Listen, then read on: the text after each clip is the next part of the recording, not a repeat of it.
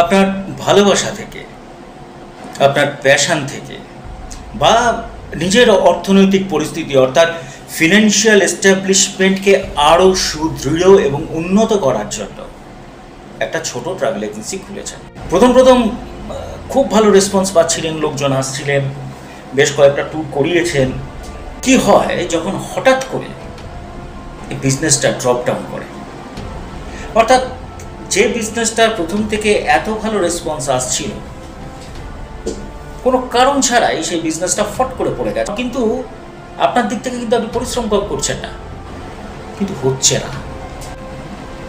রাত জেগে যে স্বপ্ন দেখেছিলেন নিজের কোম্পানিকে ব্র্যান্ড তৈরি করবেন, সেই ব্র্যান্ডের স্বপ্ন শেষ।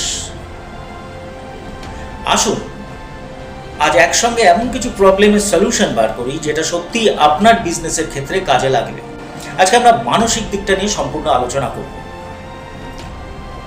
প্রথম, আপনি যখন বিজনেস শুরু করেছিলেন আর এখন যে বিজনেসের এই অবস্থা, আপনি লক্ষ্য করবেন যে আপনি কোথাও না কোথাও কমিউনিকেশন এরর যাচ্ছে। অর্থাৎ যে কমিউনিকেশন স্কিল দিয়ে বা যে কমিউনিকেশন দিয়ে আপনি আপনার বিজনেসকে প্রথম দিকে শুরু করেছিলেন, আপনার ভেতর ওভার কনফিডেন্স চলে আসার জন্য কমিউনিকেশনটা বন্ধ করে দিয়েছেন বা নতুনভাবে কমিউনিকেট করার কোনো চেষ্টা করছেন না।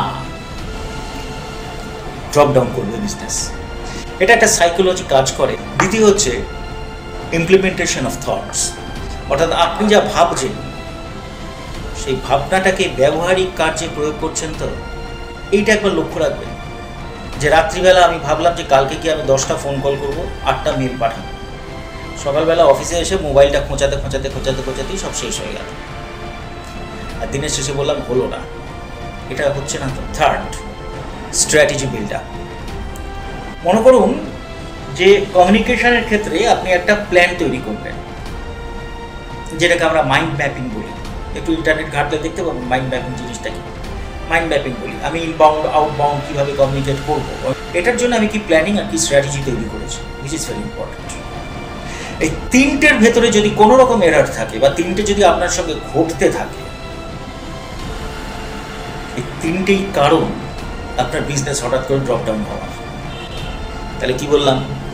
কমিউনিকেশন প্রথম, দ্বিতীয় হচ্ছে ইমপ্লিমেন্টস অফ থটস,